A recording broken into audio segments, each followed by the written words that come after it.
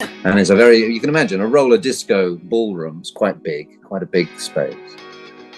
And the action happened everywhere and in the middle and on floating beds and in shopping trolleys. And it was a bit mad, but it's the Birmingham Opera, so you embrace that. And in fact, my sound man said, AJ Butterworth, said, oh, this is the first time I've ever boomed an opera. As he was running around with his boom on a pole, trying to get the microphone in as close as possible. Right. And it worked. It worked magnificently. Melting Pot, a global podcast series hosted by Payal, connects guests who have inspiring stories and reaches out to a multicultural audience over 52 countries. Guests are diverse, such as celebrities, entrepreneurs, travelers, and many more who've had a turning point in their lives and moved over to a holistic lifestyle. Follow us on YouTube, Spotify, Apple, Google Podcasts, social media. Hi, everyone. Today I am in conversation with John Martin White. John is a highly accomplished and experienced and award-winning DOP, and he's an indie filmmaker. He has 25 years of experience in the business, which includes long and short form, comedy, documentary, music, dance, corporate promotion. So that's like a very, how shall I say, accomplished repertoire. Thank you so much for joining me today, John. A pleasure. Thanks for having me. Okay, so let's kickstart the conversation by just getting a bit of an understanding on your background. That's one. And how did filmmaking really become a part of your existence?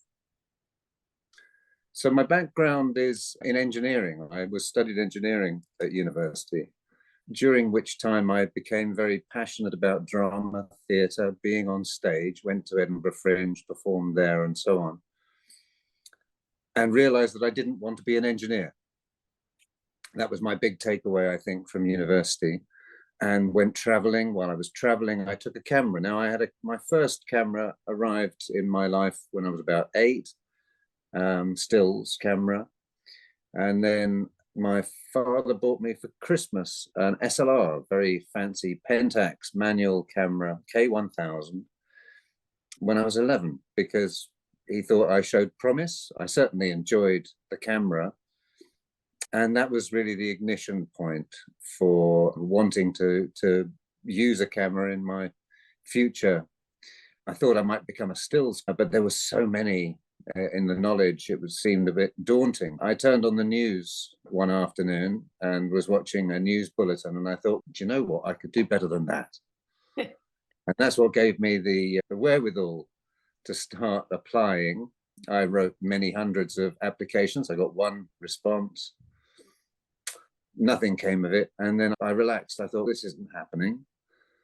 And I happened to encounter a friend on a bus from college, and she said, I'm a producer now at a news program in London. I said, would you need someone to be a coffee boy or sweep the floor or anything, frankly? And she said, actually, we do. So she managed to get me an interview. I went along with my briefcase and suit and tie, and the next thing I knew, I was a coffee boy. That lasted for a day.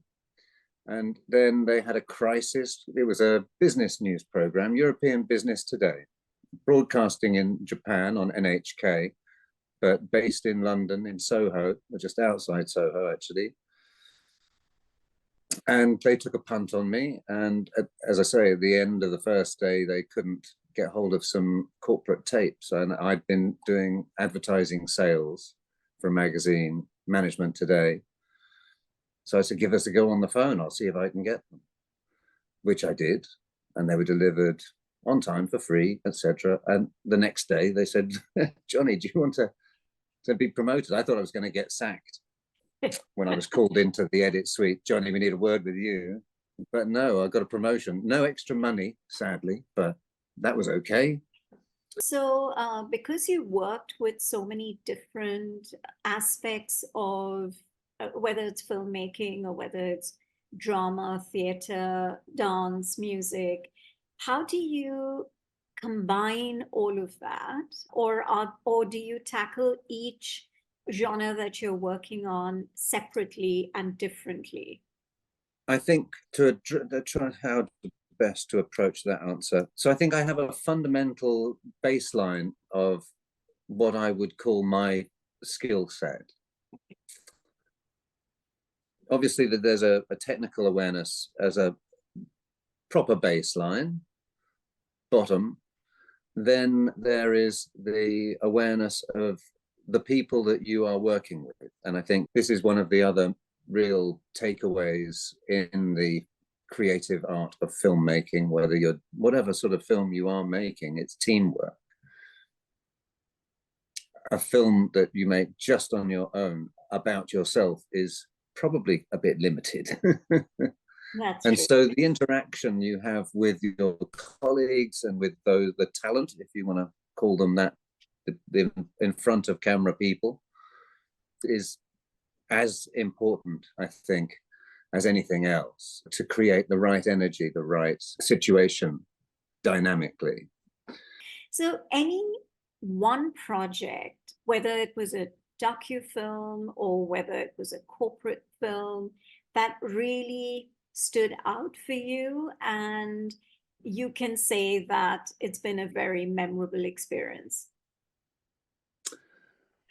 This is an interesting question, of course, because as you pointed out at the beginning, I've been doing this for a time. And each project has had that cachet of being the most exciting thing I've ever done as I approach and run up to it. But the one I think that stands out for me is a piece I did for the Birmingham Opera Company. Now, this was a few years ago, and Graham Vick is in charge, sadly he's passed away during the COVID period. So his last big production was Lady Macbeth of Mtsensk, which he staged in an old ice rink, a disused ice rink stroke roller disco building in Birmingham. And as was the case with 90% of Birmingham Opera Company's oeuvre, they find an interesting space in which to mount their piece. This particular project, they didn't have the backing of the BBC. It wasn't going to be broadcast as part of the schedules. However, it was a mighty piece, very delightful production, very interesting. And Graham, who I'd met years earlier doing an overview for the BBC of his work, Graham said, look, can you get it? Can you put all of this together for us? We've only got a small amount of change to make it happen. Would it be possible? And it was quite a small amount of money. But knowing how Graham likes to have things very fluid, dynamic, and as real as possible, didn't need to be the full polish, BBC4 polish. I said, yes, I'll have a go at that. And I managed to rustle together some of my trusty favorites from over the years in doing sound and we had, I think, 3 cameras and a few GoPros strapped around the place. And it's you can imagine a roller disco ballroom is quite big, quite a big space. And the action happened everywhere and in the middle and on floating beds and in shopping trolleys. And it was a bit mad, but it's the Birmingham Opera. So you embrace that. And in fact, my sound man said, AJ Butterworth, he said, this is the first time I've ever boomed an opera, as he was running around with his boom on a pole, trying to get the microphone in as close as possible. Right. And it worked. It worked magnificently. And one of the lovely things about the Birmingham Opera Company is that it was Graham's vision that opera is a really powerful medium to be involved in. And so he had part of the operatic scenario is you have a chorus and you have dancers. So you have a body of people who flesh out the story. And he used and still uses, well, the Birmingham Opera Company still very much integrate with people in the community. And there's no formal auditions. People just turn up. If you're prepared to put in the hours, they'll give you the skills. They'll give you the awareness. So it was just magnificently mixed, multicultural, multi-age, multi-dynamic, people with very different skill sets, but putting together this amazing final piece, which is actually very strong, bloody, and tormented, as well as loud and magnificent. So how long did the process take before you finally were able to shoot it? So I didn't have much time to get it together. And I had to have various hats on. I had a cameraman's hat, I had a directorial hat, I had a producer's hat, and then I had an editor's hat. And most of that was done freestyle, no extra hand. So I think I had maybe 2 months before, from hearing about it to the shoot. But then from the start of the shoot to getting it signed off, I think it was 2 years.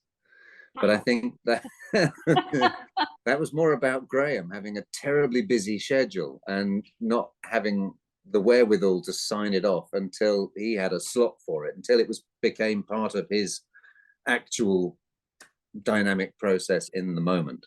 It took a fair while to edit, I have to say.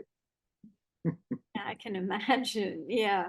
John, what tips would you have for aspiring editors and filmmakers? Right. Let's see. I've made some notes on Okay. sort of thing. From my own personal perspective, as my trajectory went, I didn't have formal media training at university or indeed at school. I learned a lot by picking up a camera early on, getting into the darkroom, working out how technically the images were created. So to have as much of a technical awareness about how your camera or your equipment works, I think gives you the confidence, the footprint to then start walking your merry way. I think that's a fundamental, much as a writer needs to know grammar, even if they don't follow it. You need to know the grammar of your device. So practice, pick something up, do it, practice it. If you have an idea, practice it, try it again and again. One of the first shots I ever did was a trombone shot. I didn't know what a trombone shot was, but a friend of mine had a video camera. He said, Johnny, what you do is you zoom out as you walk in. You zoom out as you walk in. Why would you do that? I tried it. It's a trombone shot. The background suddenly moves. You keep the person. It's a classic Hitchcock shot. Right. Become literate. So that's the second point. Become literate in how others have done things that have made you go, oh, how did they do that? Watch films, watch TV. Try not to be too critical, but try and be very aware, because something that may appall you when you first see it, because it's not something you're used to, you may come to rely on as a really handy tool. Not that I really use the trombone shot. Not that. When you are in the room, when you are on whatever journey, whether it's something you're doing for yourself or you're assisting someone else, or you maybe are the producer, listen to everyone in the room. Everyone's got a slightly different approach, technique. There's always something to learn. And whether that learning is to discard the learning or to embrace it, that's a choice that only time will tell. Be like a sponge, I think, is a really important starting point. Be prepared to work long hours. Be prepared to say, oh, go on, I'll do an extra couple of hours. Because once you're in the situation, whatever that situation may be, it's often very difficult to recreate, go back, try and pick up any loose ends. So make the most of the day, make the most of where you are. Don't feel that you're going to be constrained to a 9-to-5 job. That, for me, that was one of the things I was most keen to avoid when I started. Yeah. Was to avoid any kind of rigid structure. And certainly as a filmmaker, you can throw that out the window and be prepared to go for the long haul. Occasionally it's a short haul, but that's a sweet and fleeting moment. once you get to the level you are at, then I guess with all your experience, you can get for it to be a short haul, right? Every now and then. Every now and then, okay. I think one of the things that's great about having a bunch of experience and also having the awareness of being on the shoot and in the edit is that you can work very efficiently because your brain is processing what you're doing at any one time and allowing that to be optimized. So that probably doesn't sound very clear, I realize, but to be able to shoot for the edit. Yeah. So you don't need the whole complicated shot. You just need a little bit of this, a little bit of that, a little bit of that. And I'm afraid, like most narrative mediums, I'm not afraid, but I think the reality is that like most narrative mediums, it's all about sound. Your ear is such a delicate and sensitive and critical organ.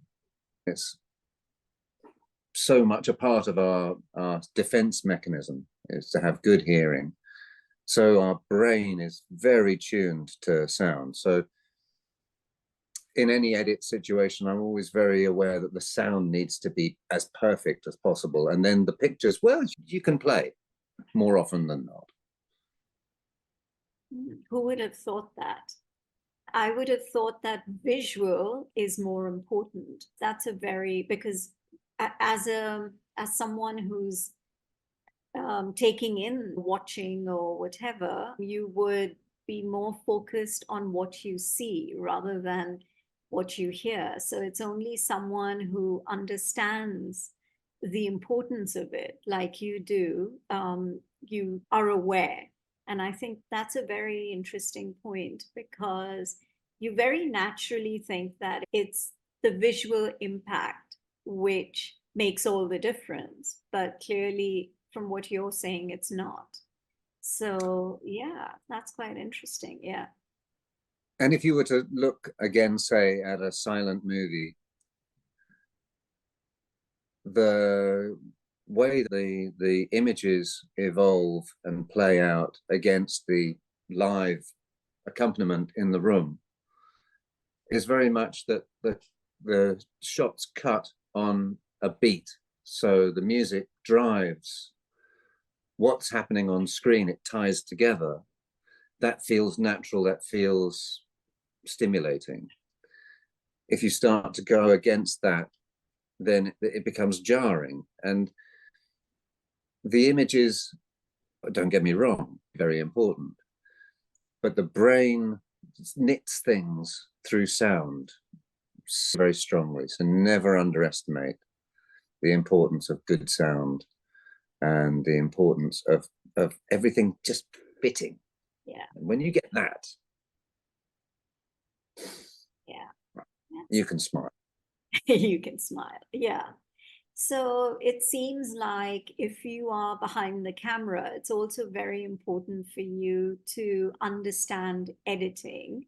So have that skill set added on as well if you're an aspiring filmmaker, just so that you have a better understanding, you're more efficient, and both when at the time of the shoot and also at the time of editing. So I think that my understanding from what you're saying, it would be a very important combination to have, to not just be a filmmaker or just an editor, but to try and combine both. And any new projects that you're working on that you would like to talk about or share a little bit of information on would be interesting. So I've got a few things coming up. I've got a promotional film for a performing arts school. I need to be up and beginning that project this evening. So I've got a bit of running around to do and filling my vehicle with all the bits and pieces. I should be taking my edit suite with me. Right. And so I should be on location filming during the day with kids. I've got a script, a reasonably tight script, and it's a very focused bit of filmmaking. And then contrast that last Thursday, I was down in Sussex putting together a pilot for a potential series. Can't talk about you too much detail, hush. But put it like this, it was a beautiful day, sunshine, we were out, and the characters, potential characters, very interesting. Watch this space. And I've got a little bit of project coming up at the end of March with a wonderful colleague, Peter Manura, who used to be in charge of the BBC Arts Department back in the day when they had such a thing. And he and I have been working very closely with the Garsington Opera in the last few years, and also a documentary about Maris Janssens. And we've got another little project coming up later in the year. I was supposed to be meeting him for details on that today, but sadly, I have got work. So once again, thank you so much, John. For more weekly conversations, do listen to Melting Pot on Spotify, Apple, and Google Podcasts. Follow us on YouTube and on Instagram at Podcast Melting Pot. So until the next episode, this is Payal signing off.